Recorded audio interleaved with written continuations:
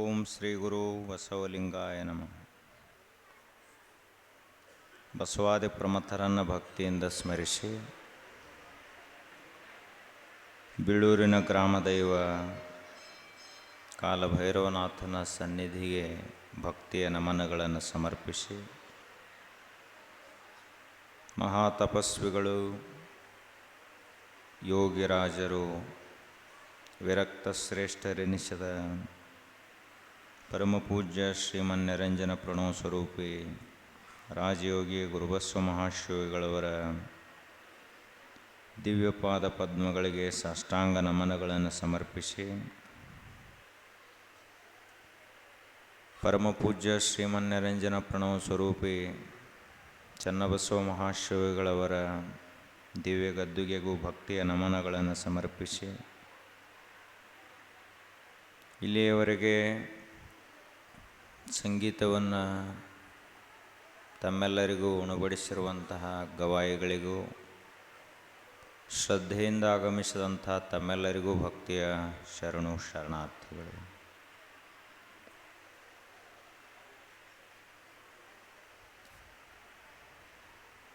ನಾವೆಲ್ಲರೂ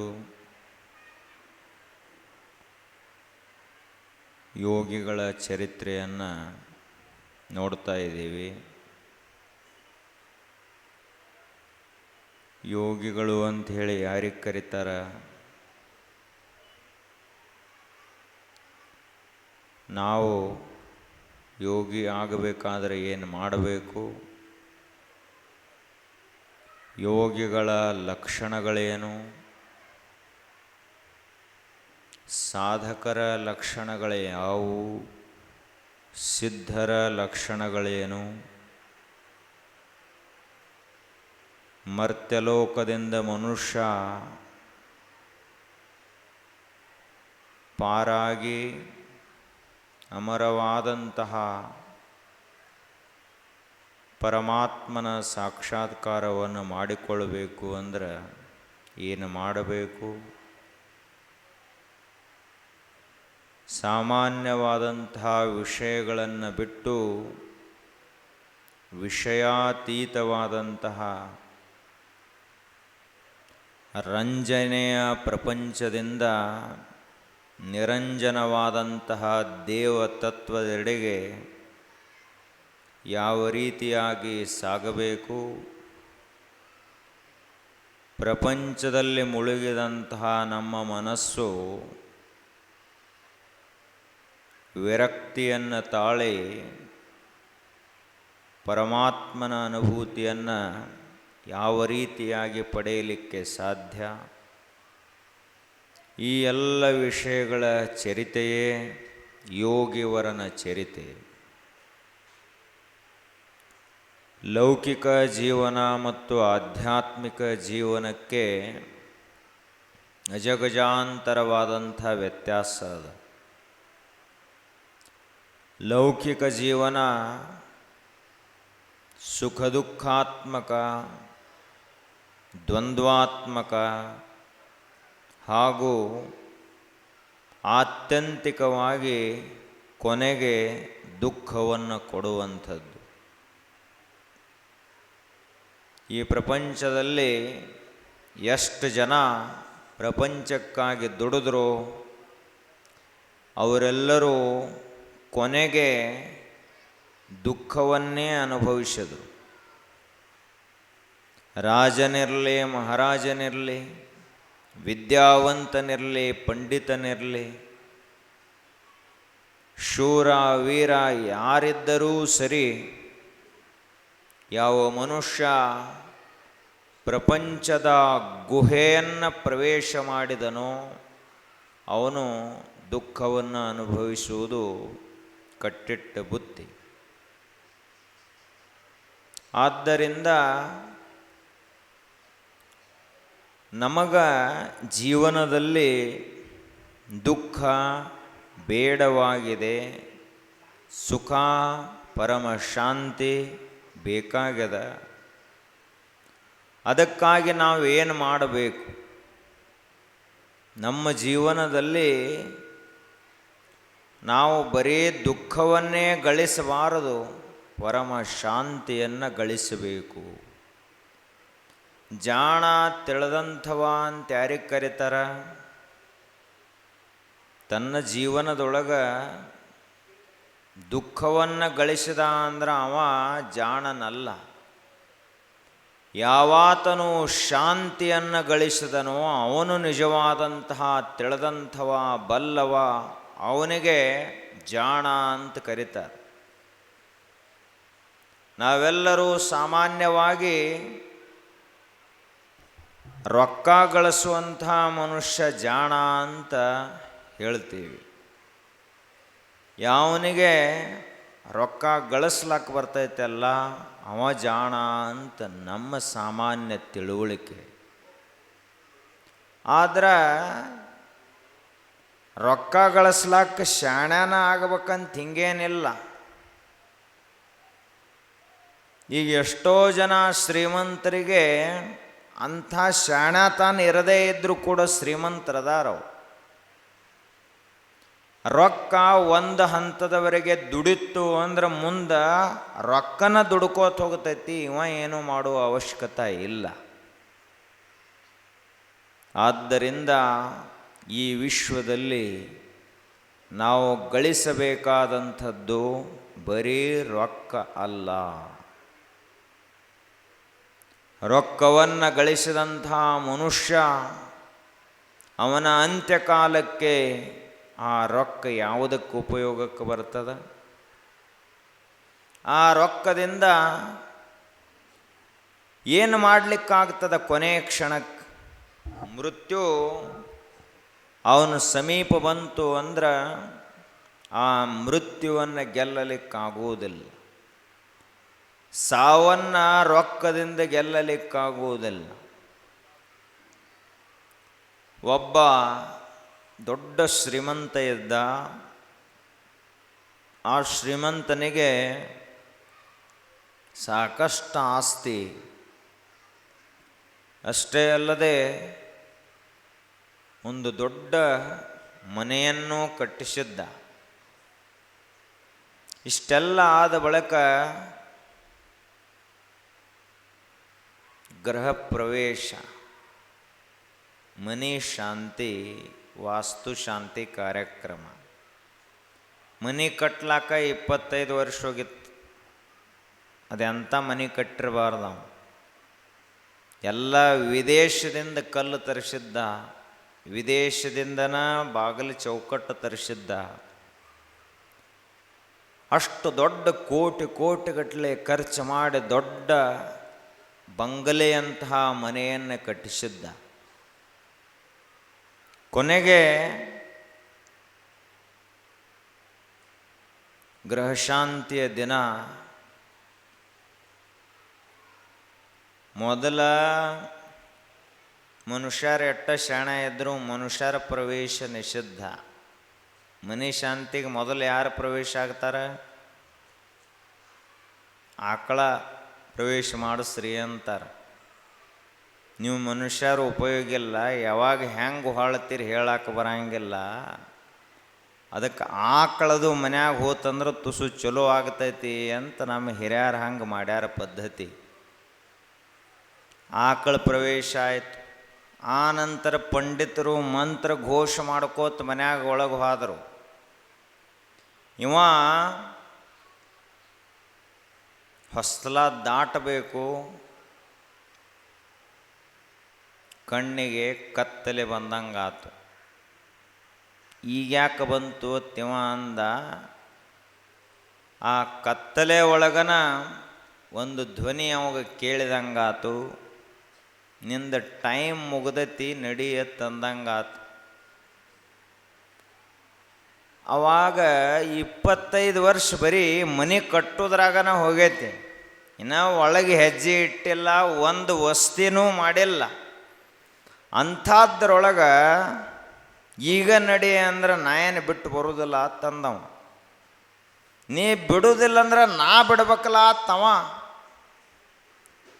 ಅವಾಗ ಇವ ವಿನಂತಿ, ನೀ ಯಾರು ನೀನು ಅಂತ ಕೇಳಿದೆವು. ನಾನು ಯಮಧರ್ಮ ಅಂತ ಹೇಳಿದವ. ಅವಾಗ ಇವನಿಗೆ ಚಿಂತೆ ಚಾಲು ಆತು, ಹೆಂಗೆ ಮಾಡೋದಿನ್ನ. ಅವ ಹೇಳ್ದ, ನಾ ಎಷ್ಟು ಗಳಿಸೇನಿಲ್ಲ ಅದರೊಳಗಿಂದ ಅರ್ಧ ಆಸ್ತಿ ನಿನಗೆ ಕೊಡ್ತಾನೆ, ಅದಕ್ಕೆ ನನಗೇನು ಮಾಡು ಅಂದ್ರೆ 1 ವರ್ಷ ಈ ಮನೆಯೊಳಗೆ ಆರಾಮವಾಗಿರ್ಲಕ್ಕ ಅವಕಾಶ ಕೊಡು ಅಂತ ಕೇಳಿದ. ಅವ ಯಮಧರ್ಮಂದ, ನಿನ್ನ ಪೂರಾ ಆಸ್ತಿ ಕೊಟ್ರು ನಾ ಏನು ನಿನಗೇನು ಸಮಯ ಕೊಡ್ಲಕ್ಕಾಗೋದಿಲ್ಲ ಅಂತ ಯಮಧರ್ಮ. ಇವ ಹೇಳ್ದ, ಹಂಗೇನು ಮಾಡಬೇಡ, 1 ತಿಂಗಳೇ ಕೊಡು.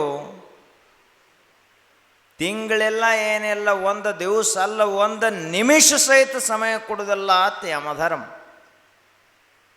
8 ವರ್ಷ ಕೊಟ್ಟಿದ್ನೆಲ್ಲ ಏನು ಮಾಡಿದ್ನೇನು?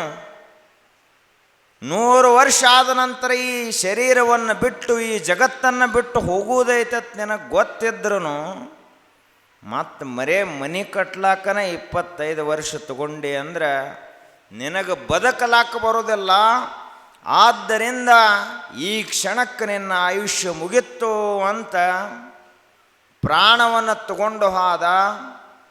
ಇವನ ಶರೀರ ಅರ್ಧ ಒಳಗ ಅರ್ಧ ಹೊರಗ ಹೊಸ್ತಿಲಲ್ಲಿ ಪ್ರಾಣವನ್ನು ಬಿಟ್ಟು ಸತ್ತಲ್ಲ ಒಬ್ಬ ಶ್ರೀಮಂತ. ನಾವು ಎಲ್ಲೆಲ್ಲಿದ್ದೀವಿ ಅವನ ಪೈಕಿನೇ ಇದ್ದೀವಿ ನಾವು. ಈಗೇನು ಗಳಿಸೋದು, ಈಗೇನು ಬಳಸೋದು, ಒಟ್ಟು ಸಂಗ್ರಹ ಮಾಡಿ ಇಡೋದು. ಹಿಂಗೆ ನಾವು ಎಷ್ಟೇ ಸಂಗ್ರಹವನ್ನು ಮಾಡಿಟ್ಟರೂ ಕೂಡ ಅದು ನಮಗೂ ಉಪಯೋಗಕ್ಕೆ ಬರುವುದಿಲ್ಲ. ನಾವು ಈ ಜಗತ್ತಿಗೆ ಬಂದದ್ದು ಸಂಗ್ರಹ ಮಾಡುವುದಕ್ಕಾಗಿ ಅಲ್ಲ, ಬಳಸುವುದಕ್ಕಾಗಿ, ಬರೇ ಬಳಸುವುದಕ್ಕಾಗಿನೂ ಅಲ್ಲ, ತಿಳ್ಕೊಳ್ಳುವುದಕ್ಕಾಗಿ ಬಂದಂಥವರು. ಎಷ್ಟು ತಿಳ್ಕೊಂಡಿದ್ದೀವಿ ಈಗ? ಏನು ತಿಳ್ಕೊಂಡಿದ್ದೀವ್ರಿ? ಬರೇ ಅವ್ರದ ಇವ್ರದ ತಿಳ್ಕೊಂಡಿದ್ದೀವಿ, ನಮಗೆ ಗೊತ್ತಿಲ್ಲ. ಪರಚಿಂತೆ ಯಮಗೆ ಕೈಯ, ಎಮ್ಮ ಚಿಂತೆ ಯಮಗೆ ಸಾಲದೆ. ಕೂಡಲ ಸಂಗಮ ದೇವ ಒಲಿವನೋ ಒಲಿಯನೋ ಎಂಬ ಚಿಂತೆ ಹಾಸಲೂ ಉಂಟು, ಹೊದೆಯಲೂ ಉಂಟು. ಯೋಗಿಗಳು ನಮ್ಮ ಹಾಗೆ ಮಂದಿ ಚಿಂತೆ ಮಾಡ್ಕೋತ ಕೊಡುವುದಿಲ್ಲ. ಆತ್ಮಚಿಂತನೆಯನ್ನು ಮಾಡುವಂಥವನೇ ಒಬ್ಬ ಯೋಗಿ, ಪ್ರಪಂಚದ ಚಿಂತೆಯನ್ನು ಮಾಡುವಂಥವನೇ ಒಬ್ಬ ಭೋಗಿ. ಆದ್ದರಿಂದ ನಾವು ಯೋಗಿಗಳಾಗಬೇಕು, ತ್ಯಾಗಿಗಳಾಗಬೇಕು, ಜ್ಞಾನಿಗಳಾಗಬೇಕು. ಇನ್ನು ಎಷ್ಟೆಷ್ಟು ಆಯುಷ್ಯದ ಗೊತ್ತಿಲ್ಲ ನಮ್ಮದು. ಯಾರ್ಯಾರ ಆಯುಷ್ಯ ಎಷ್ಟದ ಯಾರಿಗೆ ಗೊತ್ತು. ಆದ್ರೆ 1 ದಿವಸ ಅಂತೂ ಆಯುಷ್ಯ ಮುಗೀತದ, ಮುಗಿಲಾಕ ಬೇಕು, ಮುಗೀತದ. ಅದು ಮುಗಿಯುವುದರೊಳಗಾಗಿ ನಾವೇನು ಮಾಡಬೇಕು? ಪ್ರಾಕ್ ಶರೀರ ವಿಮೋಕ್ಷಣಾತ್ ಕಾಮ ಕ್ರೋಧೋದ್ಭವಂ ವೇಗಂ ಸ ಯುಕ್ತಃ ಸ ಸುಖಿ ನರಃ. ಈ ಶರೀರ ಬಿಡುವುದರೊಳಗಾಗಿ, ಈ ಶರೀರದಲ್ಲಿ ಪ್ರಾಣ ಪಕ್ಷಿ ಇರುವುದರೊಳಗಾಗಿ, ಜೀವ ಇರುವುದರೊಳಗಾಗಿ ನಾವು ಏನು ಮಾಡಬೇಕು? ಆತ್ಮ ಕಲ್ಯಾಣವನ್ನು ಮಾಡಿಕೊಳ್ಳಬೇಕು, ಕಾಮ ಕ್ರೋಧಾದಿಗಳನ್ನು ಗೆಲ್ಲಬೇಕು. ಆ ಬಳಿಕ ನಾನು ಯಾರು ಅಂತ ತಿಳಿದುಕೊಳ್ಳಬೇಕು. ಇದು ನಮ್ಮ ಜೀವನದ ಗುರಿ. ಭಾರತ ದೇಶ ಅಂದ್ರೆ ಇಂಥ ತಿಳಿದವರು ಬದುಕಿದಂಥ ದೇಶ. ಈ ದೇಶದಲ್ಲಿ ಅಜ್ಞಾನಿಗಳು ಹುಟ್ಟಲಿಲ್ಲ, ಜ್ಞಾನಿಗಳೇ ಅವತರಿಸಿದರು, ಮಹಾತ್ಮರು ಅವತರಿಸಿದರು. ಅಂತಹ ಈ ನೆಲದಲ್ಲಿ ನಾವೆಲ್ಲರೂ ಹುಟ್ಟಿ ಬರೇ ಪ್ರಪಂಚವನ್ನು ಮಾಡಿ ಸತ್ಯ ಹೋದೀವಿ ಅಂದರೆ ಏನು ಅರ್ಥದ ಈ ಜೀವನಕ್ಕೆ? ಈ ವರ್ಷ 1 ಕೋಟಿ ರೂಪಾಯಿ ದ್ರಾಕ್ಷಿ ಆಯಿತು, ಅದರ ಮುಂದಿನ ವರ್ಷ ಮತ್ತೆ 2 ಕೋಟಿ ಆಯಿತು. ಏನು ಮಾಡೋದಪ್ಪ, ನಿಂದು ಒಂದು 100 ಕೋಟಿ ರೂಪಾಯಿ ದ್ರಾಕ್ಷಿ ಬೆಳೆದಂತ ಇಟ್ಟುಕೊಂಡು ನೀನು ಸಾಯುವಂಥ ಪ್ರಸಂಗದೊಳಗೆ ಒಂದು 100 ಕೋಟಿ ಎಲ್ಲಿ ಹೋತು, ಎದಕ್ಕೆ ಉಪಯೋಗಕ್ಕೆ ಬಂತು? ಯಾವ ರೊಕ್ಕದಿಂದಾಗಿ ಮನುಷ್ಯ ಈ ವಿಶ್ವದಲ್ಲಿ ಪರಮ ಶಾಂತಿಯನ್ನು ಪಡೆಯಲಿಕ್ಕೆ ಸಾಧ್ಯ ಇಲ್ಲ. ದೊಡ್ಡ ದೊಡ್ಡ ಸಿಂಹಾಸನದ ಮೇಲೆ ಕುಳಿತಂಥ ರಾಜ ಮಹಾರಾಜರೆಲ್ಲರೂ ಕಣ್ಣೀರು ಸುರಿಸ್ತಾ ಪ್ರಾಣವನ್ನು ಬಿಟ್ಟಾರೆ ಹೊರತು ಆನಂದದಿಂದ ದೇಹ ತ್ಯಾಗ ಮಾಡಿಲ್ಲ. ಯಾವ ಸಂಪತ್ತು ಮನುಷ್ಯನಿಗೆ ಕಣ್ಣೀರು ತರಿಸ್ತೈತಲ್ಲ, ಆ ಸಂಪತ್ತ ಎಷ್ಟು ಬೇಕೋ ಅಷ್ಟೇ ಇರಬೇಕು. ಆದ್ದರಿಂದ ನಮ್ಮ ಜೀವನದ ಗುರಿ ಬರೀ ಶ್ರೀಮಂತನಾಗಬೇಕು ಅಂತಿರಬಾರದು, ಜ್ಞಾನಿಯಾಗಬೇಕು, ಯೋಗಿಯಾಗಬೇಕು ಅಂತಿರಬೇಕು ನಮ್ಮ ಜೀವನದ ಗುರಿ.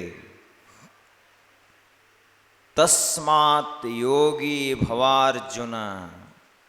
ಕೃಷ್ಣ ಪರಮಾತ್ಮ ಅರ್ಜುನನಿಗೆ ಉಪದೇಶ ಮಾಡ್ತಾನ, ನೀ ಏನಾಗಬೇಕಪ್ಪ ಅಂದರೆ ಯೋಗಿ ಆಗಬೇಕು. ತಸ್ಮಾತ್, ನಿನಗೇನೀಗ ದುಃಖ ಆಗೈತಲ್ಲ, ಈ ದುಃಖ ಹೋಗಬೇಕಂದ್ರೆ ನೀ ಯೋಗಿನ ಆಗಬೇಕು, ಮತ್ಯಾವುದರಿಂದಾಗಿ ನಿನ್ನ ದುಃಖ ಹೋಗುವುದಿಲ್ಲ. ನಿಜಗುಣ ಶಿವಯೋಗಿಗಳವರು ಹೇಳ್ತಾರೆ, ಶಿವನೇ ಯೋಗಿ ಎಂದೆನಿಸೆನ್ನನು ವಿಷಯ ಸುಖ ಭೋಗಿ ಎನಿಸದೆ ಅಂತ ಹೇಳ್ತಾರೆ. ಏನಾಗಬೇಕು ನಾವು? ಯೋಗಿಗಳಾಗಬೇಕು, ಜ್ಞಾನಿಗಳಾಗಬೇಕು. ಹಂಗಂದ್ರೆ ಏನು ಮಾಡ್ಬೇಕ್ರಿ? ಹಂಗಂದ್ರೆ ಏನೂ ಮಾಡಬೇಕಾಗಿಲ್ಲ. ಸರಿಯಾಗಿ ತಿಳ್ಕೊಂಡು ಆಚರಣೆ ಮಾಡ್ಲಕ್ಕೆ ಕಲ್ತೀವಿ ಅಂದರೆ ಯೋಗಿ ಆದೀವಿ ಅಂತ ಅರ್ಥ. ಯೋಗಿ ಆಗೋದಂದ್ರೆ ಏನು? ಯೋಗಿ ಆಗೋದು ಅಂದ್ರೆ ನಮ್ಮ ಮನಸ್ಸೇನು ಹೊಲಸೈತಲ್ಲ, ಈ ಮನಸ್ಸು ಸ್ವಚ್ಛ ಆಯಿತು ಅಂದ್ರೆ ಯೋಗಿ ಆದೀವಿ ಅಂತ ಅರ್ಥ. ಯಥಾ ಚಿತ್ತಂ ತಥಾ ವಾಚಃ, ಯಥಾ ವಾಚಸ್ತಥಾ ಕ್ರಿಯಾಃ, ಚಿತ್ತೇ ವಾಚಿ ಕ್ರಿಯಾಯಾಂ ಚ ಸಾಧೂನಾಂ ಏಕರೂಪತಾ. ಅವ್ರು ಹೇಳ್ತಾರೆ, ಯೋಗಿ ಆಗೋದು ಅಂದರೆ ಏನಪ್ಪ? ಯಥಾ ಚಿತ್ತಂ, ಹೆಂಗೆ ನಿನ್ನ ಮನಸ್ಸೈತ್ಲ ಹಂಗೆ ನಿನ್ನ ಮಾತಿರಲಿ, ಹೆಂಗೆ ನಿನ್ನ ಮಾತೈತ್ಲ ಹಂಗೆ ನಿನ್ನ ಕೆಲಸ ಇರಲಿ. ಮನಸ್ಸಿನಾಗ ಒಂದು ಇಟ್ಕೊಂಡಾನ ವಿಷ, ಮಾತಿನಾಗ ಬೆಲ್ಲದಂಥ ಮಾತು ಮಾತಾಡ್ತಾನ, ಕೆಲಸದೊಳಗೆ ನೋಡಿದ್ರೆ ಭಯಾನಕವಾದಂಥ ಕೆಲಸ ಮಾಡ್ತಾ ಇದ್ದ ಅಂದ್ರೆ ಆ ಜೀವನಕ್ಕೇನು ಬೆಲೆ ಐತೇನು? ಆದ್ದರಿಂದ ನಮ್ಮ ಜೀವನ ಏನಾಗಬೇಕು ಅಂತ ಕೇಳಿದ್ರೆ ಯೋಗಿಯ ಜೀವನ ಆಗಬೇಕು. ನಮ್ಮ ಮನಸ್ಸನ್ನು ನಾವೇ ನೋಡ್ಕೊಳ್ಳೋದು, ಎಷ್ಟು ಹೊಲಸದವು ಎಷ್ಟು ಸ್ವಚ್ಛದವು ಮಂದಿಗೆ ಗೊತ್ತಾಗಂಗಿಲ್ಲ. ಅದು ನಮ್ಮ ಮನ್ಯಾಗ ಎಲ್ಲಿ ಜಾಡಾಗೈತಿ, ಎಲ್ಲಿ ದೂಸೈತಿ, ಎಲ್ಲೆಲ್ಲಿ ಸಾಮಾನು ಹೆಂಗೆ ಅದಾವ ನಮಗೆ ಗೊತ್ತಿರ್ತೈತಿ. ಮಂದಿಗೇನು ಗೊತ್ತು? ಅವರು ಮಂದಿ ಮನೆಗೆ ಬರೋರ್ದಾರ ಅಂದು ಕೂಡಲೇ ದೊಡ್ಡದೊಂದು ಅರಿವಿ ಅದರ ಮೇಲೆ ಒಗೆದು ಮುಚ್ಚಿಬಿಡ್ತಾನೆ, ಗೊತ್ತಾಗಬಾರ್ದು ಅಂತ. ಆದ್ರೆ ಹೊಚ್ಚದವ್ರಿಗರೆ ಗೊತ್ತಿರತ್ತೈತ್ಲ, ಹೊಲಸೈತಿ ನಮ್ಮ ಮನೆ ಅಂಥೇಳಿ. ಸ್ವಚ್ಛನೇ ಇತ್ತು ಅಂದ್ರೆ ಅವ್ಯಾಕೆ ಅರಿವಿ ಹೊಸ್ತಿದ್ದ? ಮನ್ಯಾಗ ಏನೋ ಗದ್ದಲಾಗೈತೆ ಅಂತ ಹೇಳೇನ ಎಲ್ಲ ಕಡೆ ಚಾದರ್ ಹೊಚ್ಚಿನ ಅರಿವಿ ಹೊಚ್ಚಿನ ಮಾಡಿ ಇಟ್ಟಿರ್ತಾರೆ. ಹಂಗೆ ನಮ್ಮ ಮನಸ್ಸ ಹೊಲಸಿತ್ತು ಅಂದ್ರೆ ಅದು ಗೊತ್ತಾಗತೈತಿ, ಗೊತ್ತಾಗಂಗಿಲ್ಲ ಅಂತಲ್ಲ. ನಮ್ಮ ಮುಖಮುದ್ರೆ ಏನದಲ್ಲ, ಇದು ಮನಸ್ಸಿನ ಪ್ರತಿಬಿಂಬ. Face is index of mind. ಮುಖ ಏನೈತ್ಲ, ಇದು ಮನಸ್ಸಿನ ದರ್ಪಣ. ಇದು ಮನಸ್ಸಿನಲ್ಲಿ ಏನೈತ್ಲ ಅದು ಮುಖದಾಗ ವ್ಯಕ್ತ ಆಗಲಾಕನ ಬೇಕು. ನಾವು ಎಷ್ಟ ಮುಚ್ಚಿಟ್ಕೊಂಡ್ರೂ ಕೂಡ ಯಾವುದೋ ಒಂದು ರೂಪದಿಂದ ಗೊತ್ತಾಗ್ತೈತಿ. ಹೀಗಾಗಿ ನಾವು ಈ ಜಗತ್ತಿನಾಗ ಏನು ಮಾಡೋದಪ್ಪ? ಸ್ವಚ್ಛ ಮನಸ್ಸಿಟ್ಟುಕೊಂಡು ಬದುಕುವುದು. ಒಳಗರೆ ನೋಡ್ರ ಮುಂಬೈ ಗಟಾರಾಗೈತಿ, ಬೀಳೂರು ಗಟಾರ ಅಲ್ಲ, ಮುಂಬೈದು ಗಟಾರ. ಅದ್ರಾಗ ಅದ ಧಾರಾವೇ ಗಟಾರ. ಸ್ಲಮ್ ಏರಿಯಾದ 20 ಲಕ್ಷ ಮಂದಿ ಬರೀ ಗಟಾರದಾಗ ಬದುಕ್ತೈತಿ ಮುಂಬೈದೊಳಗೆ. ಏಷ್ಯಾದ ಅತಿ ದೊಡ್ಡ ಸ್ಲಮ್ ಯಾವುದು ಅಂದ್ರೆ ಧಾರಾವಿ. ಅಷ್ಟು ಹೊಲಸು ನಮ್ಮ ಮನಸ್ಸಾಗಿತ್ತು ಅಂದ್ರೆ ಇನ್ಯಾವಾಗ ದೇವ್ರು ನಮಗೆ ಕಾಣವ, ಇನ್ಯಾವಾಗ ನಮ್ಮ ಮನಸ್ಸು ಸ್ವಚ್ಛ ಆಗುವುದು. ಆದ್ದರಿಂದ ನಾವೇನು ಮಾಡಬೇಕು ಅಂತ ಕೇಳಿದರೆ, ಯೋಗಿಗಳ ಚರಿತ್ರೆ, ಗುರುಬಸವ ಮಹಾಶಿವಯೋಗಿಗಳವರ ಚರಿತ್ರೆಯನ್ನು ಯಾಕೆ ಕೇಳಬೇಕು ಅಂತಂದ್ರೆ ಮನಸ್ಸು ಸ್ವಚ್ಛ ಮಾಡಿಕೊಳ್ಳೋ ಸಲುವಾಗಿ ಕೇಳಬೇಕು. ಇದೇನು ಜಾತ್ರೆ ಬಂದತೆ ಅಂತ ಕೇಳೋದಲ್ಲ. ಏನೋ ಮುತ್ಯಾನ ಜಾತ್ರೆ ನಡೆದೈತಿ, ಮುತ್ಯಾಂದ ಚರಿತ್ರೆ ಹೇಳತ್ತಾರ, ಅದಕ್ಕೆ ಕೇಳಬೇಕು. ಕೇಳಿದ ಬದಕ್ಕೆ ಮತ್ತೆ ಟಾವೆಲ್ಲ ಜಾಡಿಸಿ ಹೋಗಬೇಕು. ಇದಕ್ಕೆ ಅಲ್ಲೆದು ಸಜ್ಜಕ ಉಂಡು ಕೈ ತಕ್ಕೊಂಡು ಒಮ್ಮೆ ಕೈನೂ ಜಾಡಿಸಿದೀವಿ ಅಂದ್ರೆ ಮುಗಿದ ಹೋತ ಮಠದಾನ ಸುದ್ದಿ. ಮಠದಾಗ ಮತ್ತು ನಾವು ಹೊರಗೆ ಹೆಂಗೆ ಇದ್ದಕ್ಕಿದ್ದಂಗನ. ಅದಕ್ಕಾಗಿ ಎಲ್ಲ ನಾವು ಬದಲಾಗುವ ಸಲುವಾಗಿ ಈ ಚರಿತ್ರೆಯನ್ನು ಕೇಳುವುದು. ಗುರುಬಸವ ಮಹಾಶಿವಯೋಗಿಗಳವರು ಸಂಘದಿಂದ ಬೀಳೂರಿಗೆ ಪದಾರ್ಪಣೆಯನ್ನು ಮಾಡಿದರು. ಗುರುವಿನ ಆಜ್ಞೆಯಾಯಿತು. ಆ ಆಜ್ಞೆಯನ್ನು ಪಾಲಿಸುವ ಸಲುವಾಗಿ ಹಳೆಯದಾದ ಬೀಳಲಿಕ್ಕೆ ಆದಂತಹ ಹಾಳು ಕೊಂಪೆಯಂತೆ ಇರುವಂಥ ಈ ಮಠಕ್ಕೆ ಒಬ್ಬರು ಯೋಗಿಗಳೇ ಬಂದರು. ಆದ್ದರಿಂದ ಮಠ ದ್ವಾಡದಲ್ಲ, ಮಠಕ್ಕಿಂತ ಘಟ ಭಾಳ ದ್ವಾಡದು ಅಂತ ಹೇಳ್ತಾರೆ. ಮಠವನ್ನೇನು ನೂರಾರು ಕಟ್ಟಬಹುದು. ಒಬ್ಬ ಅಂಥ ನಿಸ್ವಾರ್ಥಿಯಾದಂಥ ಯೋಗಿ ಇದ್ದ ಅಂದರೆ ಎಷ್ಟು ಬೇಕಾದಷ್ಟು ಮಠ ಕಟ್ಟತಾನ. ಆದರೆ ಸ್ವಾರ್ಥಿ ಮನುಷ್ಯ ಇದ್ದ ಅಂದ್ರೆ ಅವನಿಂದೇನು ಇದ್ದ ಮಠ ಉಳಿಸ್ಕೊಂಡು ಹೋಗೋದಾಗುವುದಿಲ್ಲ. ಅದಕ್ಕೆ ಈ ಹಾಳು ಕೊಂಪೆಯಂತೆ ಇರುವಂಥ ಈ ಮಠಕ್ಕೆ ಎಂತಹ ಯೋಗಿಗಳು ಬಂದ್ರಪ್ಪ ಅಂದ್ರೆ ಯುಗಾವತಾರಿಗಳಾದಂಥ ರಾಜಯೋಗಿಗಳೇ ಬೀಳೂರಿಗೆ ಬಂದರು. ಯುಗಮಾನಕ್ಕೆ ಒಬ್ಬರು ಯೋಗಿಗಳು ಅವತರಿಸ್ತಾರೆ. ಒಂದು ಯುಗಾಸರದಾಗ ಒಬ್ಬ ಯೋಗಿ ಅವತರಣ ಆಗುತ್ತದೆ. ಹಾಗೆ ಗುರುಬಸವ ಮಹಾಶಿವಯೋಗಿಗಳವರು ಅಂಥ ಮಹಾನ್ ಯೋಗಿಗಳು ಈ ಬೀಳೂರಿಗೆ ಬಂದರು. ಮತ್ತಿಲ್ಲಿ ಭಕ್ತರು ಕರೆದಾರಪ್ಪ, ಇವರು ನೋಡಿ ಬಂದಾರಂತ ಹಿಂಗಲ್ಲ. ಗುರುಗಳ ಆಜ್ಞೆ ಪರಮಾತ್ಮನ ಆಜ್ಞೆ ಅಂತ ತಿಳ್ಕೊಂಡು ಬಂದರು. ಬಂದ ಬಳಿಕ ಇಲ್ಲಿ ಭಕ್ತರು ಇರಲಿಲ್ಲ ಇನ್ನೂ. ಅವಾಗ ಒಬ್ಬರು ಯೋಗಿಗಳದಾರ, ಸನ್ಯಾಸಿಗಳದಾರಂತ ಊರಿನಲ್ಲಿ ಇವರಿಗೆ ಭಿಕ್ಷೆ ನೀಡಲಿಕ್ಕೆ ಪ್ರಾರಂಭ ಮಾಡಿದರು. ಆ ಭಿಕ್ಷೆಯಲ್ಲಿ ಬರುವಂತಹ ಜೋಳ ಕಾಳುಗಳು ಹಿಟ್ಟಿನಿಂದ ಬಿದ್ದು ಹೋದಂಥ ಮಠವನ್ನು ಮತ್ತೆ ಹೊಳ್ಳಿ ಕಟ್ಟಿಸಿದ್ರು, ಸಾಣದೊಂದು. ಇಷ್ಟೆಲ್ಲ ಆಯಿತು. ಆದ ಬಳಿಕ ಅವರ ಸನ್ಯಾಸದ ಸಾಧನೆಯೂ ಮುಂದುವರಿತಾ ಇತ್ತು. ಯೋಗಿಯ ಸಾಧನೆಯು ಮುಂದುವರಿತಾ ಇತ್ತು. ಊರಿನಲ್ಲಿ ಇವರೊಬ್ಬರು ಮಹಾನ್ ಯೋಗಿಗಳದಾರ ಅಂಥೇಳಿ ಗೊತ್ತಾಯಿತು. ಜನರಿಗೆ ಬಹಳ ಸಾವಕಾಶ ಗೊತ್ತಾಗ್ತೈತಿ, ಒಮ್ಮಿಗಲೇ ಗೊತ್ತಾಗಂಗಿಲ್ಲ. ಅವಾಗ ಸಾವಕಾಶವಾಗಿ ಗೊತ್ತಾಯ್ತು. ಭಕ್ತರ ಸಂಖ್ಯೆ ಹೆಚ್ಚಾಯಿತು ಮಠಕ್ಕೆ ಬರುವುದು. ಬಂದ ತಮ್ಮ ಪ್ರಾರ್ಥನೆಯನ್ನು ಮಾಡಿದರು.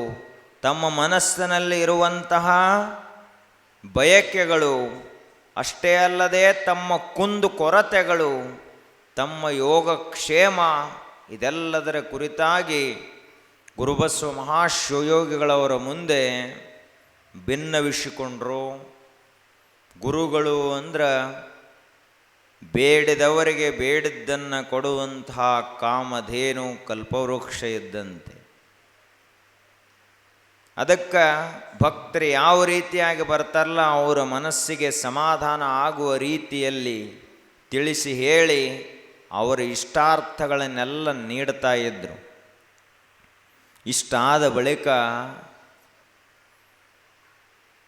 ಆಗಿನ ಕಾಲದಲ್ಲಿ ಮನರಂಜನೆಗೆ ಅಂತೇನು ಈಗಿನ ಗತ್ಲೆ ಟಿ ವಿ ಅದು ಇರಲಿಲ್ಲ, ಮೊಬೈಲ್ ಇರಲಿಲ್ಲ, ಮತ್ತು ಈಗಿನಂಗ ಊರಾಗ ಮಂದಿನೂ ಭಾಳ ಇರಲಿಲ್ಲ, ಭಾಳ ಕಡಿಮೆ ಜನಸಂಖ್ಯೆ. ಆಗಿನ ಕಾಲದ ಅತಿ ದೊಡ್ಡ ಮನರಂಜನೆ ಅಂದ್ರನ ಬಯಲಾಟ, ದೊಡ್ಡಾಟ, ಪಾರಿಜಾತ, ಶ್ರೀಕೃಷ್ಣ ಪಾರಿಜಾತ. ಈಗಿನವ್ರಿಗೆ ಪಾರಿಜಾತ ಅಂದ್ರನ ಗೊತ್ತಿಲ್ಲ. ಏನ್ರಿ ಅದು ಪಾರಿಜಾತ? ಅದು ಪಾರಿಜಾತ ಅಂದ್ರೆ ಒಂದು ಅದ್ವಿತೀಯವಾದ ಆಧ್ಯಾತ್ಮಿಕ ಬಯಲಾಟ. ಅದು ಅಲ್ಲಿಯೇ ಮತ್ತೆಲ್ಲ ಗಂಡ ಹೆಂಡ್ರ ಕಥೆನ ಬಂದ್ರೂ ಅದೇನು ಪ್ರಪಂಚದಂಗಲ್ಲದು, ಸಾಕ್ಷಾತ್ ಕೃಷ್ಣ ಪರಮಾತ್ಮನ ದಿವ್ಯವಾದಂಥ ಲೀಲೆ ಪಾರಿಜಾತದೊಳಗಡೆ ಅದ.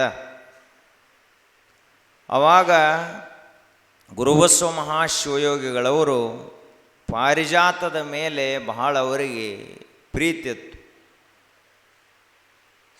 ಇವರು ಕೂಡ ಪಾರಿಜಾತ ಆಟ ಏನದು ಅದನ್ನು ತಯಾರಿ ಮಾಡುತ್ತಿದ್ದರು, ಅದನ್ನು ನೋಡ್ಲಿಕ್ಕೆ ಇವರು ಹೋಗುತ್ತಿದ್ದರು. ಇವರೂ ಕೂಡ ಆ ನಾಟಕದ ಪಾತ್ರಗಳಲ್ಲಿ ಭಾಗವಹಿಸ್ತಾ ಇದ್ದರು, ಕಲಿಯವರಿಗೆ ಕಲಿಸ್ತಿದ್ರು.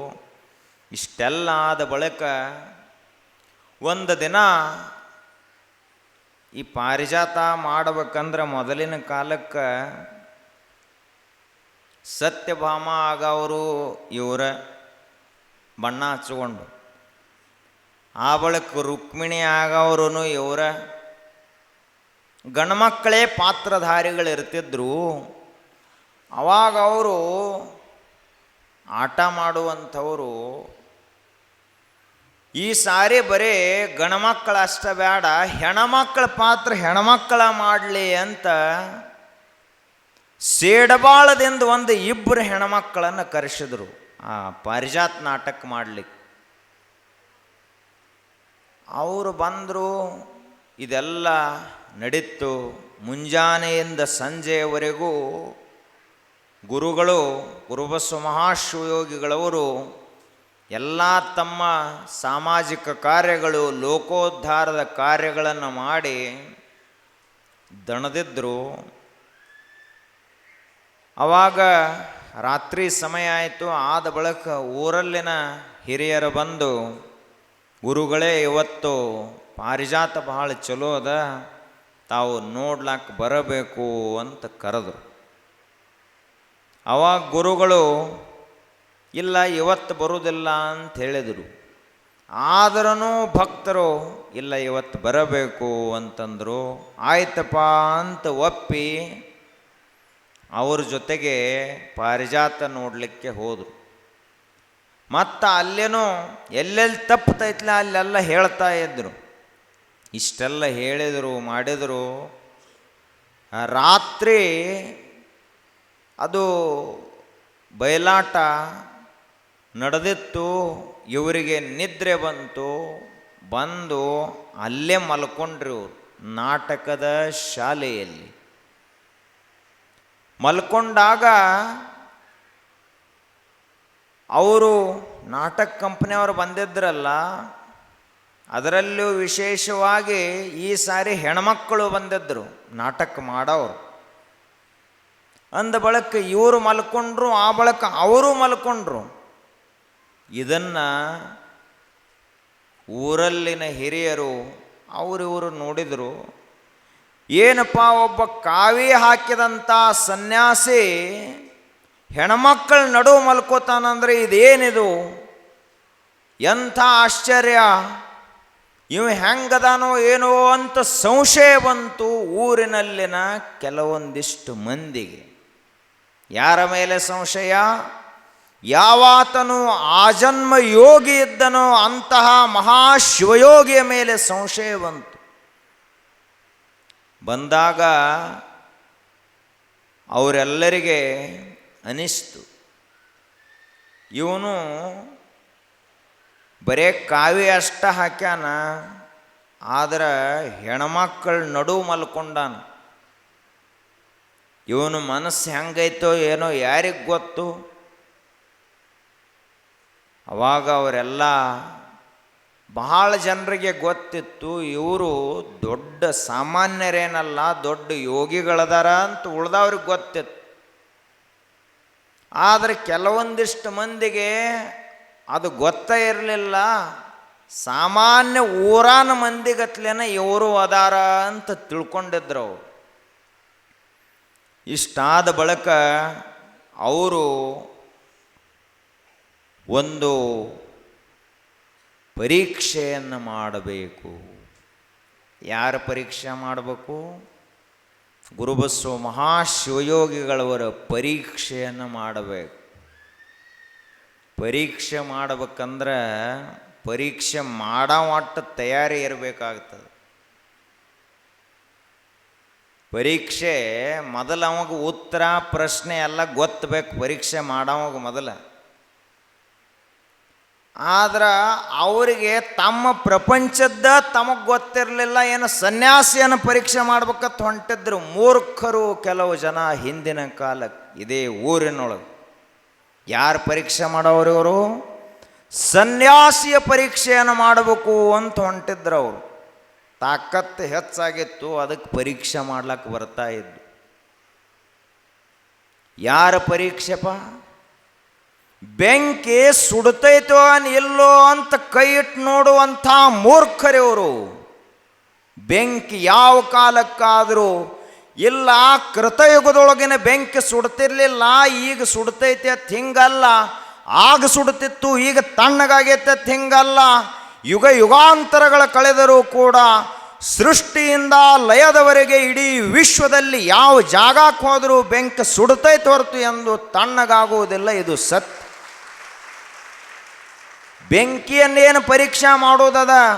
ತನ್ನನ್ನೇ ತಾನು ಸುಟ್ಟುಕೊಂಡು ಪ್ರಜ್ವಲಿಸುವಂಥ ಅಗ್ನಿಯಾಗಿ ಧಗಧಗಿಸ್ತಾ ಇರುವಾಗ ಅದನ್ನೇನು ಪರೀಕ್ಷೆ ಮಾಡುವುದದ?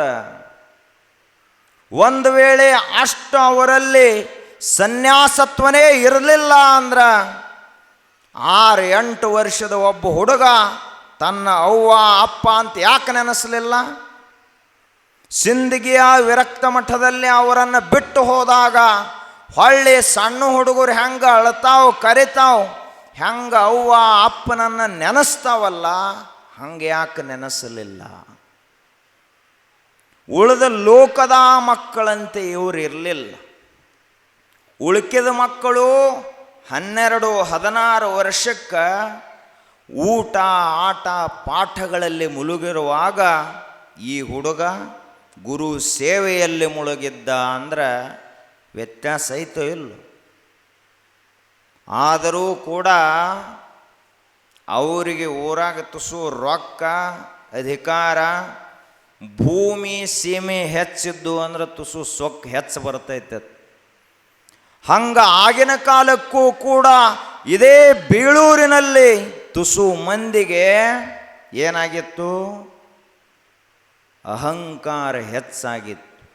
ಸನ್ಯಾಸಿಯನ್ನು ಒಬ್ಬ ಸನ್ಯಾಸಿನ ಪರೀಕ್ಷೆ ಮಾಡಬೇಕು.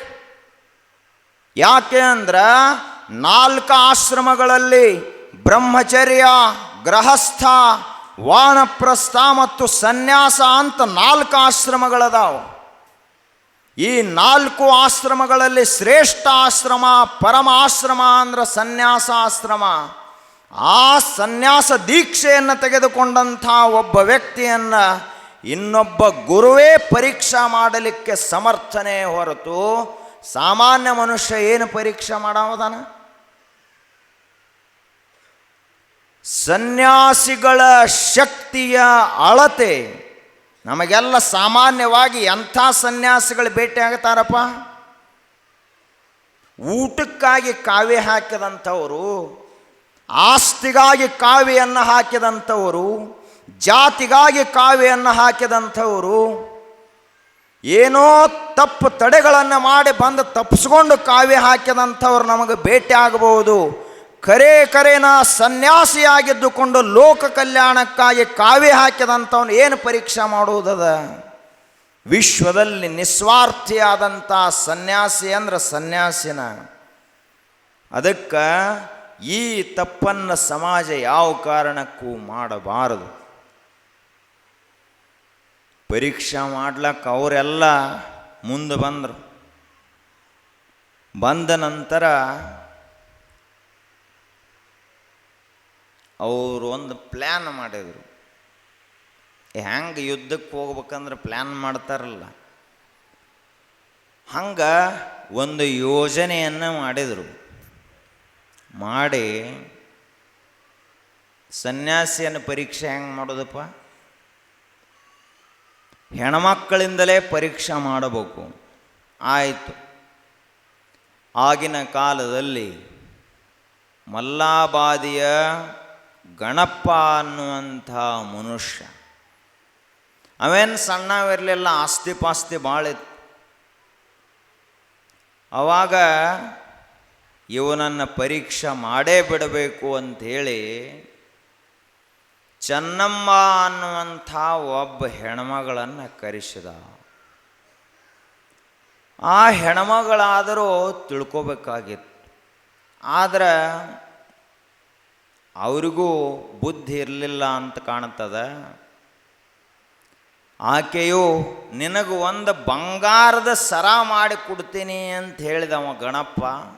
ಆಯಿತು ಅಂತ ಚೆನ್ನಮ್ಮ ಒಪ್ಪಿಕೊಂಡ್ಲು.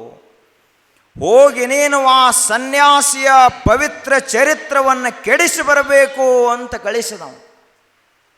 ಆಯಿತು ಅಂತ ಚೆನ್ನಮ್ಮ ಒಪ್ಪಿದಳು. ಗುರುಗಳು ಮಠದಲ್ಲಿ ಅದಾರೋ ಇಲ್ಲೋ ಅಂತ ತಿಳ್ಕೊಂಡ್ಲು. ಮುಂಜಾನೆ ಸಂಜಿಕ ಸಾಮಾನ್ಯವಾಗಿ ಭಕ್ತರು ಭಾಳ ಬರ್ತಿರ್ತಾರೆ, ಮಧ್ಯಾಹ್ನ ಯಾರು ಇರ್ತಾರೆ ಬಿಸಿಲಿನಲ್ಲಿ. ಹೀಗಾಗಿ ಮಧ್ಯಾಹ್ನವೇ ನಾನು ಪರೀಕ್ಷೆಯನ್ನು ಮಾಡಬೇಕು ಅಂತ ತಿಳ್ಕೊಂಡು ಚರ್ಮದ ಶರೀರ ಇದು, ಅಮೇಧ್ಯದ ಮಡಿಕೆ, ಮೂತ್ರದ ಕುಡಿಕೆ, ಎಲುಬಿನ ತಡಿಕೆ, ಇಂಥ ಶರೀರ ಇದು. ಇಲ್ಲೇನದ ಸ್ವಚ್ಛರಂಥದ್ದೇನೈತಿ ಶರೀರದಾಗ? ತಿಳಿದಂಥ ಸನ್ಯಾಸಿಗೆ ಇದೇನು ಶರೀರ ಅಂದ್ರೆ ಒಂದು ಎಲುಬಿನ ಹಂದರ ಅಷ್ಟೇ, ಮತ್ತೇನದ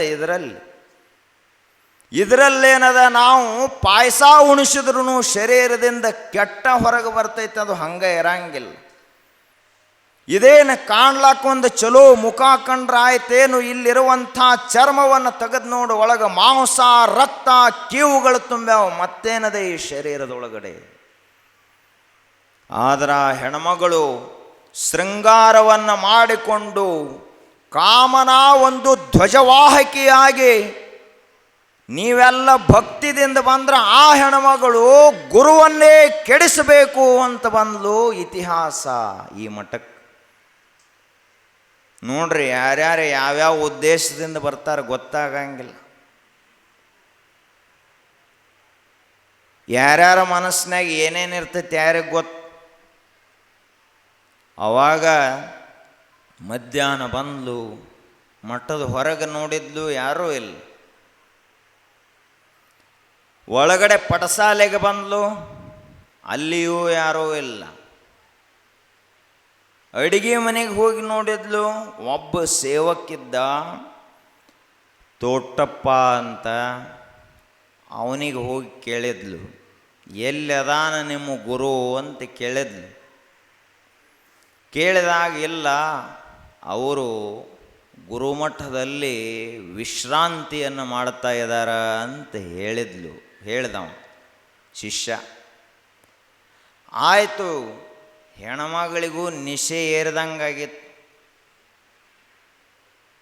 ಹೆಣ್ಮಕ್ಳಂದ್ರೆ ಸಾಮಾನ್ಯವಾಗಿ ಧರ್ಮದ ಪ್ರತೀಕ ಅಂತ ನಮ್ಮ ಭಾರತೀಯ ಸಂಸ್ಕೃತಿ ತಿಳ್ಕೊಂಡದು.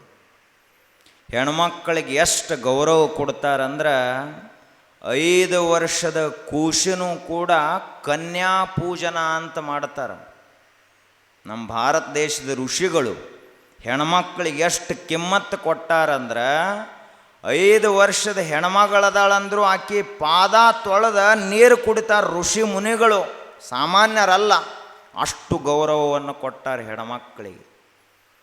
ಹೆಣ್ಮಕ್ಕಳು ಹೆಂಗಿರ್ಬೇಕು, ಹಂಗಿದ್ರು ಅಂದ್ರೆ ದೇವತಾ ಸಮಾನ ಆಗ್ತಾರ. ಸ್ವಲ್ಪ ಹೆಜ್ಜೆ ತಪ್ಪಿದ್ರು ಅಂದ್ರೆ ರಾಕ್ಷಸರಾಗಿ ನಿಲ್ಲುತ್ತಾರ. ಅವಾಗ ಆ ಹೆಣ್ಮಗಳು ಹೋಗಿ ಗುರುಮಠದ ಒಳಗನ ಹೋದ್ಲು. ಹೋಗಿ ಕತ್ತಲೆ ಏನೂ ಇಲ್ಲ, ಅಲ್ಲೇ ಗುರುಬಸವ ಮಹಾಶಿವಯೋಗಿಗಳು ವಿಶ್ರಾಂತಿ ಮಾಡ್ತಾ ಇದ್ದಾರೆ. ಅವಾಗ ಈಕೆಯ ಹೆಜ್ಜೆಯ ಶಬ್ದವನ್ನು ಕೇಳಿ, ಗೆಜ್ಜೆಯ ಆ ಶಬ್ದವನ್ನು ಕೇಳಿ ಏನಾಯಿತು ಅಂದ್ರೆ ಗುರುಗಳಿಗೆ ಎಚ್ಚರ ಆಯಿತು. ಗುರುಬಸವ ಮಹಾಶಿವಗಳಿಗೆ ಎಚ್ಚರ ಆಯಿತು. ಯಾರು ನೀನು ಅಂತ ಜೋರಾಗಿ ಕೇಳಿದರು. ನಾನು ಚೆನ್ನಮ್ಮ ಅಂತ ಹೇಳಿದ್ಲು. ಇಲ್ಯಾಕೆ ಬಂದೆವ್ವ ಅಂತ ಅವರು ಕೇಳಿದರು. ಇಲ್ಲ, ನಿನ್ನ ಚರಿತ್ರವನ್ನು ನಾನು ಪರೀಕ್ಷೆ ಮಾಡಕ್ಕಿದ್ದೀನಿ ಅಂತ ಆಕೆ ಹೇಳಿದ್ದು. ಆವಾಗ ಗುರುಬಸವ ಮಹಾಶಿವಯೋಗಿಗಳು ಹೇಳಿದರು, ನೋಡವ್ವ, ನೀನು ನನ್ನ ತಾಯಿ ಅಲ್ಲ, ಜಗನ್ಮಾತೆಗೆ ಸಮಾನ. ನೀನು ಯಾವಾಗಲೂ ತಾಯಿನ ನನಗೆ. ಒಂದು ಸಣ್ಣ 5 ವರ್ಷದ ಮಗುವಿನಿಂದ ಹಿಡ್ಕೊಂಡು ಈ ಭೂಮಿಯ ಮೇಲಿರುವಂಥ ಎಲ್ಲ ತಾಯಂದಿರು ನನಗೆ ಆದಿಶಕ್ತಿಗೆ ಸಮಾನ. ಅದಕ್ಕೆ ನೀ ಯಾಕೆ ಹಿಂಗೆ ತಿಳ್ಕೊಂಡದೆ? ಒಬ್ಬ ಕಾವಿಯನ್ನು ಹಾಕಿದಂಥ ಸನ್ಯಾಸಿಯ ಎದುರಿಗೆ ಯಾವುದೇ ಹೆಣ್ಮಗಳು ಬಂದರೂ ಕೂಡ ಆಕೆ ಬೇರೆ ಯಾರ ಸ್ವರೂಪನೂ ಅಲ್ಲ, ಜಗನ್ಮಾತೆಯ ಸ್ವರೂಪ ಅಂತ ಗುರುಬಸವ ಮಹಾಶಿವಯೋಗಿಗಳವರು ಆಗಲೇ ಹೇಳಿದರು. ತಿಳಿಯಲಿಲ್ಲ ಯಾರಿಗೆ? ಆ ಹೆಣ್ಮಗಳೇನು ಬಂದಿದ್ಲಲ್ಲ, ತಿಳಿಲಿಲ್ಲ. ಅಜ್ಞಾನ ಹೆಚ್ಚಾತು ಅಂದರೆ ತಿಳಿಗುಡಂಗಿಲ್ಲ ಅದು. ಅವಾಗ ಆಕೆ ಹಾಗೆಯೇ ಗುರುಬಸವ ಮಹಾಶಿವಯೋಗಿಗಳನ್ನು ಮುಟ್ಟಬೇಕು ಅಂತ ಬಂದ್ಲು.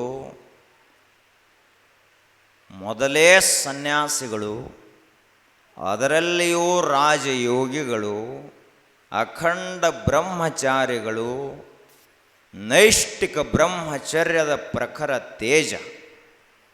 ಇಂಥದ್ರೊಳಗೆ ಇಷ್ಟೆಲ್ಲ ತಿಳಿಸಿ ಹೇಳಿದರೂ ತಿಳ್ಕೊಳ್ಳಿಲ್ಲಲ್ಲ ಹೆಣ್ಮಗಳು. ಸುಪ್ತವಾಗಿದ್ದಂತಹ ಪ್ರಳಯಾಗ್ನಿ ಎಚ್ಚರಾದಂಗಾತು. ಜ್ವಾಲಾಮುಖಿಯೇ ಧಗಧಗಿಸಿದಂಗಾತು. ಆಗಿ ಆ ಕ್ಷಣಕ್ಕೆ ಗುರುಬಸವ ಮಹಾಶಿವಯೋಗಿಗಳವರು, ಯಾವಾತನು ಈ ಷಡ್ಯಂತ್ರವನ್ನು ಮಾಡಲಿಕ್ಕೆ ನಿನ್ನನ್ನು ಇಲ್ಲಿ ಕಳಿಸಾನಲ್ಲ, ಅವನ ವಂಶ ನಿರ್ವಂಶವಾಗಿ ಹೋಗಲಿ. ನೀನು ನನ್ನನ್ನು ಪರೀಕ್ಷೆ ಮಾಡಬೇಕಂತ ಬಂದದೆಯಲ್ಲ, ನಿನ್ನ ಕಣ್ಣುಗಳು ಕುಡ್ಡಾಗಿ ನೆಲ ಸವರಿ ಸವರಿ ಸತ್ತು ಹೋಗು ಅಂತ ಶಾಪವನ್ನು ಕೊಟ್ಟರು. ಸಾಮಾನ್ಯ ಶಾಪ ಅಲ್ಲ,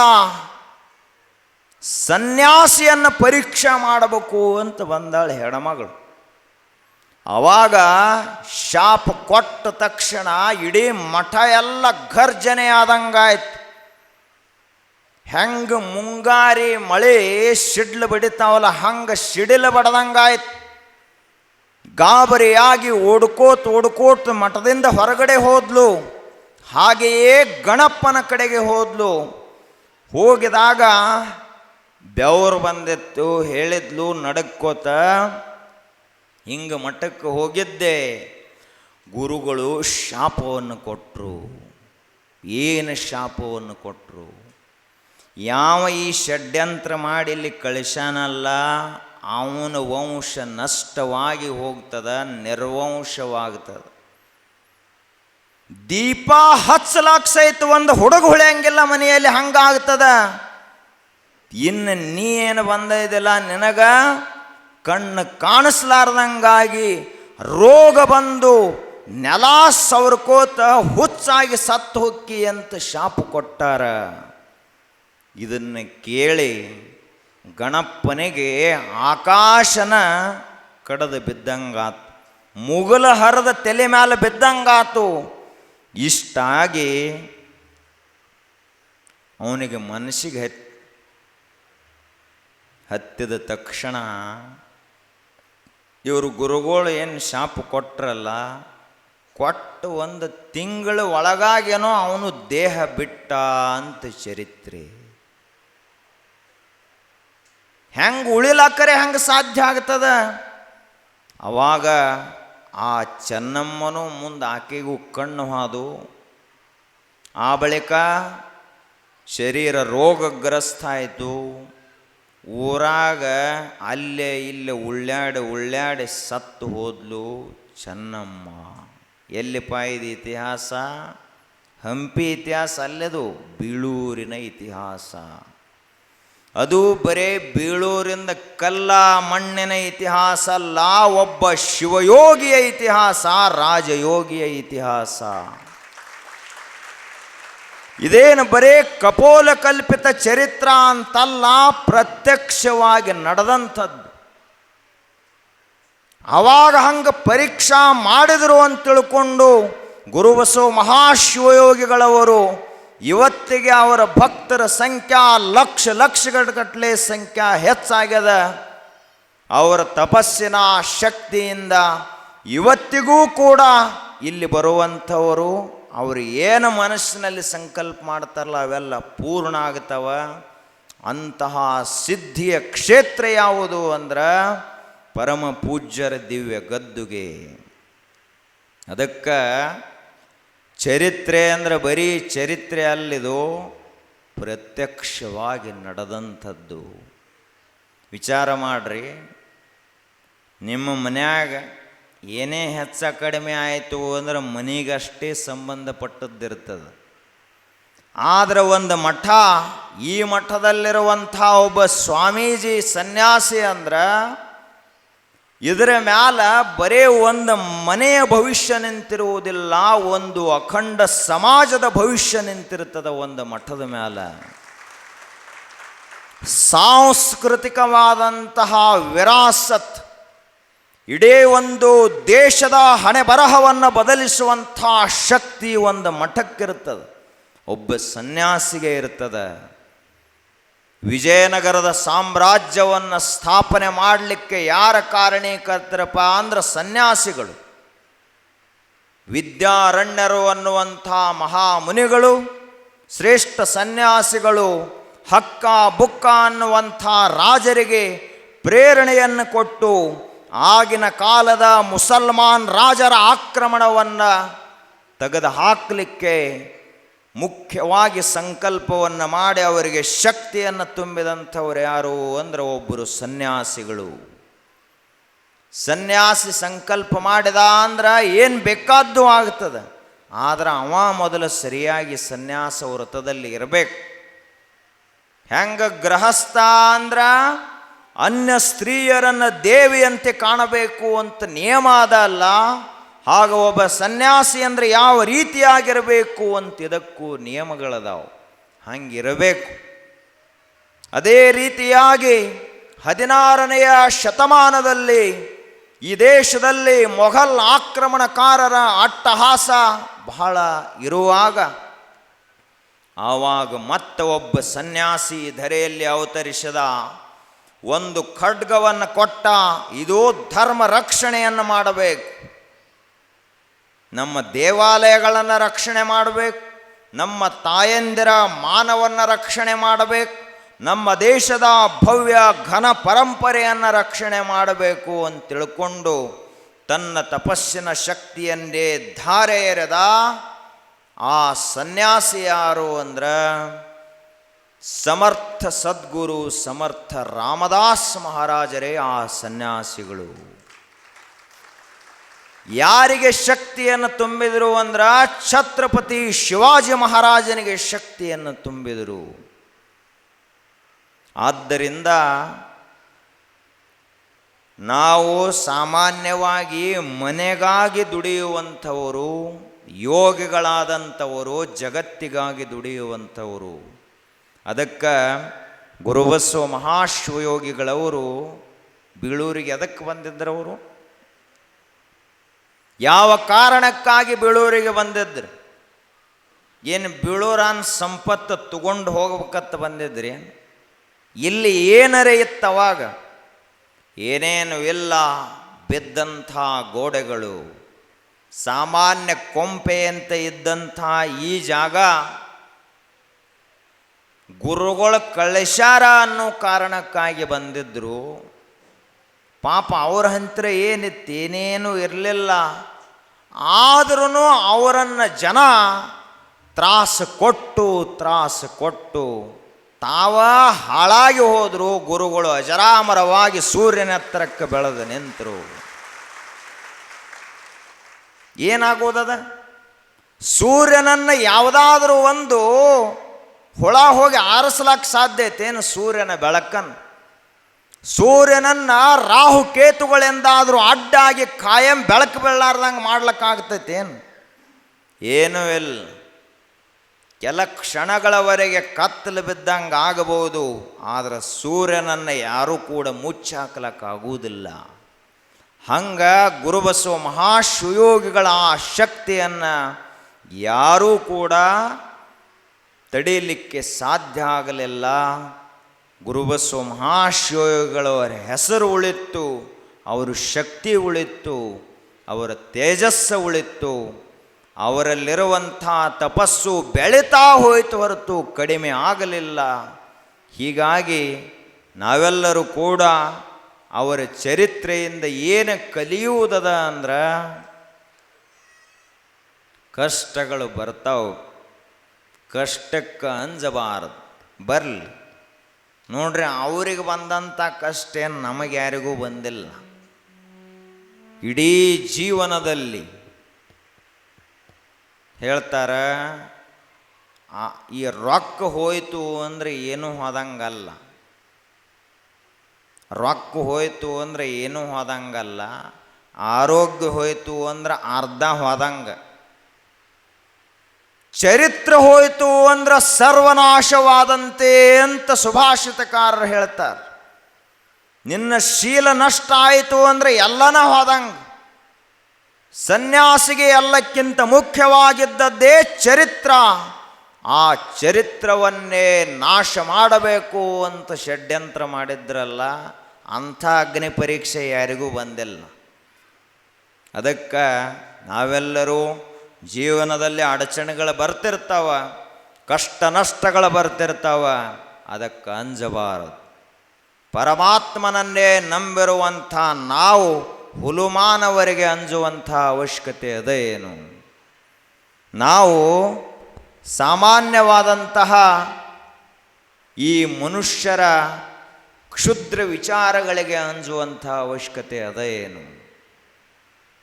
ಅದಕ್ಕೆ ನಮ್ಮ ಜೀವನ ಚರೈವೇತಿ ಚರೈವೇತಿ ಚರೈವೇತಿ ಯಹೀತೋ ಮಂತ್ರ ಹೇ ಅಪನಾ. ನಿರಂತರ ನಡಿತಾ ನಡಿತಾ ನಡಿತಾ ಹೋಗಬೇಕು. ಇವತ್ತು ಇಲ್ಲಿ ಪ್ರಯಾಣ ಚಾಲೂ ಆಗ್ಯದಂದ್ರೆ ಇದು ಹಿಮಾಲಯದ ಎತ್ತರದವರೆಗೆ ಏರಬೇಕು. ಇವತ್ತು ನಮ್ಮ ಹೆಜ್ಜೆ ಅದ ಅಂದ್ರೆ ಅದು ಪರಮಾತ್ಮನ ಧಾಮವನ್ನು ಸೇರುವವರೆಗೂ ನಿಲ್ಲಬಾರದು.